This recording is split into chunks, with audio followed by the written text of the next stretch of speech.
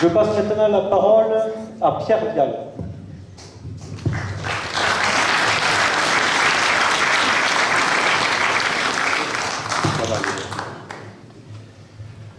Lorsque j'étais au bureau politique du Front National, à l'issue d'une conversation avec Bruno Maigret, nous étions tombés d'accord sur la nécessité que le Front ait une revue culturelle, car c'était un créneau qui manquait, j'en étais convaincu. J'avais une petite expérience du combat culturel, puisque j'avais été secrétaire général du GRES pendant un certain nombre d'années, et Bruno Maigret était tombé d'accord avec moi, et m'avait dit, mais c'est pas tout ça, mais on va appeler comment cette revue? Je lui ai dit, à mon avis, il y a un mot qui conviendra bien, on va l'appeler identité. Et ça a été adopté, on a fait une revue, je crois, qui tenait la route, je le dis sans fausse modestie, avec quelques amis. Donc un certain travail a été fait sur ce thème de l'identité. Cette revue était destinée à un public en fait limité, et lorsque j'ai créé Terrepop, une de mes premières préoccupations a été de me dire il faudrait qu'il y ait un mot qui permette de regrouper tous ceux pour qui le combat pour l'identité est fondamental, prioritaire par rapport à tous les autres. Et j'ai lancé l'idée que le mot identitaire pouvait bien convenir. En plus, il renouvelait le vocabulaire politique. J'avais appartenu à un certain nombre d'organisations où on se disait nationaliste, et moi je ne renie jamais rien de ce que j'ai pu faire. Donc nous étions nationalistes, nous portions la croix celtique, bien, tout ça correspond à une époque. Mais dans les années 90, je me disais que trouver un mot nouveau, pas pour le culte de la nouveauté, mais parce que ça aurait permis peut-être d'enfoncer le clou d'une certaine façon, j'ai donc mis en circulation, sans fausse modestie, je crois avoir été vraiment le premier, j'ai lancé le mot identitaire. Ce mot a été repris assez rapidement par d'autres, et j'en suis tout à fait heureux. Je n'ai jamais réclamé de droit d'auteur à quiconque, c'est pas vraiment mon style, et j'étais très heureux de voir que le mot identitaire s'est banalisé à un point tel qu'aujourd'hui il est entré dans le vocabulaire courant. J'ai lu il n'y a pas si longtemps un article sur la crise identitaire du Parti socialiste. Ah, tiens, l'identitaire se retrouve dans de drôles d'endroits. Mais enfin, bon, pourquoi pas. J'ai été intéressé quand j'ai vu sortir en librairie, il y a quelques jours, c'est tout frais, un livre qui s'intitule « La cause du peuple ». La cause du peuple, le titre déjà me plaisait, parce que je me dis sans complexe aucun populiste, parfois folkish, mais folkish pour les Français ça ne dit pas grand-chose, même si ça correspond à quelque chose de bien précis dans la tradition politique européenne. Et sachant que c'est les problèmes de traduction, traduire folkish par populiste, c'est pas totalement satisfaisant. Enfin, prenons populiste puisque le mot existe. Et donc la cause du peuple, pour moi, c'est la bonne cause. Nous allons recevoir tout à l'heure le président Le Pen, un jour en bureau politique, je lui avais dit, tu sais, je crois qu'il y a un slogan qu'il faut mettre en avant, parce que dans le langage politique, il faut des choses simples, des mots simples, que tout le monde comprenne. Moi, j'ai toujours eu une espèce de répulsion pour ceux qui se prétendent des intellos. Les intellos, ça a été un peu mon milieu par mon métier, je sais ce que ça vaut, c'est-à-dire pas grand-chose. Et j'avais dit à Le Pen, je crois que le bon slogan, c'est « Le Pen, le peuple ». Ça va, c'est facile à retenir, « Le Pen, le peuple ». Bon. Et il m'avait dit, tiens, oui, pourquoi pas, on va prendre ça. Et puis on l'a utilisé, c'est vrai, pendant un certain temps. Et je vois surgir donc un bouquin, ces jours-ci, qui s'appelle « La cause du peuple ». Alors je l'ai lu avec attention, parce que son auteur s'appelle Patrick Buisson. Les hasards de la vie ont fait qu'un jour, il y a déjà quelques années, lors d'un dîner chez des amis communs. On s'était retrouvés, je ne l'avais jamais rencontré auparavant. On a discuté paisiblement et d'une façon intéressante. Et on était tombé d'accord, puisque le débat, enfin la conversation entre nous, c'était qu'est-ce qu'il faut placer au centre du débat politique, qu'est-ce qui est fondamental, au-delà des préoccupations électoralistes, bon, qui sont ce qu'elles sont. Hein. On était tombé d'accord sur le fait qu'il fallait mettre l'identité au cœur du débat politique. Au cœur du débat politique, c'est-à-dire qu'on arrive à une situation où le clivage ne soit plus un clivage qui est aujourd'hui complètement dépassé, qui ne veut plus rien dire, gauche-droite, quand vous voyez ce qu'est la gauche et la droite officielle, bon, bonnet blanc et blanc bonnet, comme disait le vieux Coco, il y a bien longtemps de ça, personne ne s'en souvient, peut-être par moi, mais bon, donc la question n'est pas gauche-droite, la question c'est identitaire ou anti-identitaire. Là, c'est le bon choix. Et j'ai eu la surprise, en lisant le livre de Buisson, de retrouver donc l'écho de cette conversation. Il explique dans son bouquin, il raconte son aventure aux côtés de Sarkozy. Si vous le lisez, vous verrez qu'il n'est pas tendre pour le personnage, parce qu'il l'a approché de si près et il lui a rendu de si grands services que pour lui, maintenant, Sarkozy, il est à poil. Il sait exactement ce qu'est le personnage, j'allais dire le zigoto. Bon, il explique tout ça, et il explique à un moment donné que dans la perspective de l'élection présidentielle, où Sarkozy a été élu, quelque temps auparavant, donc équipe de campagne constituée, séance de réflexion commune, qu'est-ce qu'on développe comme propagande, et Buisson explique dans son bouquin le discours qu'il a tenu ce jour-là à Sarkozy, devant témoins, et en ayant pris la précaution, parce que Buisson connaît la musique, d'enregistrer au magnétophone. Donc pour ceux qui diraient c'est pas vrai, je vais dire tenez, c'est vrai. Et voilà ce qu'il dit. Voilà le discours qu'il a tenu à Sarkozy, je le cite. La transgression majeure, oui, parce que le Sarko s'agitait pour dire qu'il faut que je sois un homme de transgression. Bon, Buisson lui dit oui, mais quelle transgression? Et Buisson dit à Sarkozy, la transgression majeure, que cela plaise ou pas, c'est l'identité nationale. La crise identitaire est au cœur du mal-être populaire. Personne ne te le dit, mais c'est la première souffrance sociale.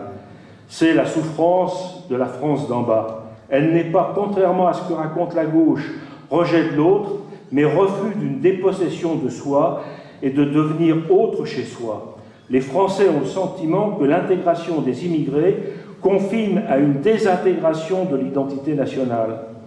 Pour permettre aux migrants de conserver ses racines, on somme le pays d'accueil de renoncer aux siennes, à un art de vivre, à une mémoire collective, à une histoire commune. Avec ses lois mémorielles culpabilisatrices, Chirac a accru ce malaise dans des proportions inouïes. On ne peut pas traiter toutes les crises à la fois. Si c'est la survie du peuple français qui est en jeu, alors il faut traiter en priorité la crise identitaire. La vraie rupture est là, tout le reste est littérature. Je dois dire que je suis totalement d'accord avec cette analyse.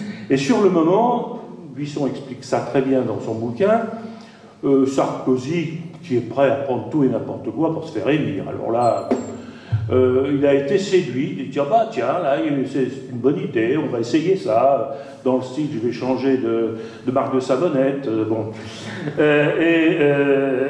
La campagne s'est enclenchée là-dessus. Bon, Buisson était plutôt content du résultat, évidemment, mais il explique quelques pages plus loin que, évidemment, il pensait avoir semé durablement dans la petite tête de Sarkozy. D'autant qu'il avait réussi à glisser, il le mentionne dans son livre aussi, dans un article destiné au Figaro, signé de Sarkozy, mais que Sarkozy n'avait pas écrit, puisque vous savez que ces gens-là ne rédigent jamais ni articles ni discours qu'ils utilisent. Ils ne savent pas faire. Bon, écrire, c'est fatigant. Et Buisson avait réussi à glisser dans un article signé Sarkozy « J'ai fait mienne l'analyse de Gramsci, le pouvoir se gagne par les idées ». Bon, bien, ça, c'est du tout bon, ça. Mais le brave Buisson, il a dû déchanter quand même, parce qu'au fil du temps, il s'est rendu compte, pardonnez-moi l'expression, mesdames, mais qu'il s'était fait baiser dans les grandes largeurs. Parce que l'autre, c'est le dernier qui a parlé qui a raison, hein. Donc il y a eu toute une série d'interventions, de conseillers. Buisson était très mal vu dans l'entourage de Sarko, évidemment, hein.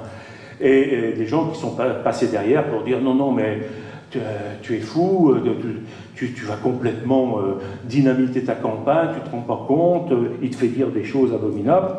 Et un beau jour, Buisson découvre donc une note envoyée par Sarkozy à Éric Besson, qui venait, pas confondre Besson et Buisson, Éric Besson, qui venait du Parti Socialiste, hein, qui venait d'être bombardé ministre de l'immigration, de l'intégration, de l'identité nationale et du développement solidaire. Tout ça ne doit rien dire mis bout à bout. Ministre de l'identité, oui, ça veut dire quelque chose. Mais si on ajoute le reste, on voit tout de suite ce qu'il en retourne. Et la note de Sarkozy adressée à Besson mérite d'être connue. Notre nation est métissée. L'immigration constitue une source d'enrichissement permanent de notre identité nationale. Voilà, circuler, il n'y a plus rien à voir. Et Buisson, je me dis quand même en lisant son livre, c'est un homme intelligent. Il aurait pu se dire quand même un peu plus tôt qu'il ne l'a fait que l'autre était en train de le bananer, quoi, et qu'il l'exploitait comme un Kleenex ou un citron qu'on presse, et puis quand le citron est vide, on le jette. Mais dans son bouquin, il a fait, je ne fais pas la publicité de son bouquin, je vous rassure tout de suite, mais il dit des choses intéressantes, des analyses qui sont intéressantes, et en particulier, il y a tout un chapitre qui s'appelle « La révolte identitaire ». Donc on est dans le sujet de notre débat, où il explique très bien, mais je ne vais pas insister pour ne pas être trop long, où il explique très bien pourquoi il y a aujourd'hui en France une révolte identitaire. Alors je vais terminer, parce que sinon je serai trop long, je vais terminer en vous disant que on me pose souvent la question, comme elle est posée aujourd'hui, l'identité pour moi c'est quoi?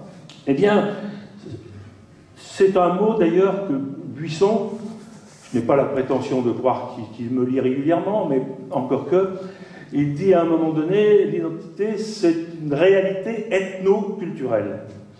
Ça fait des années et des années et des années que je mets en avant cette notion d'ethno-culturel ou de bio-culturel, comme on voudra. Ça veut dire quoi? Ça veut dire, pour moi, qu'une identité est le résultat d'une synergie, d'une synthèse entre les origines, les racines, les appartenances et la culture. J'aime bien utiliser des mots clairs et appeler un chat. Quand je dis les origines, ça veut dire la race. Pour moi, l'identité, c'est la synthèse de la race et de la culture. Et si on me dit, oui, mais c'est abominable ce que vous êtes en train de raconter là, je réponds, écoutez, et je terminerai là-dessus. Moi, il m'arrive d'avoir quelques lectures, et entre autres, il m'est arrivé de lire quelques lignes d'un monsieur qui s'appelait Benjamin Disraeli. Je ne vous fais pas de dessin. Il a été Premier ministre du Royaume-Uni de 1874 à 1880. Quand on regarde ses portraits, on n'a aucun doute sur ses origines. Mais c'est là que ça devient intéressant, parce que j'adore aller puiser des munitions chez l'ennemi. Et Disraeli a écrit en 1880 « Personne ne traitera avec indifférence le principe racial. C'est la clé de l'histoire. Pourquoi l'histoire est-elle souvent si confuse? C'est parce qu'elle est écrite par des gens qui ignorent ce principe et tout le savoir qu'il implique. La langue et la religion ne font pas une race, une seule chose fait une race, et cette chose, c'est le sang.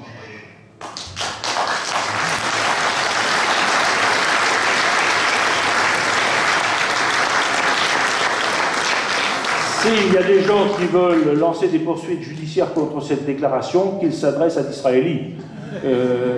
Moi, je ne fais que citer, mais en trouvant que tout compte fait, il n'a pas tort. Et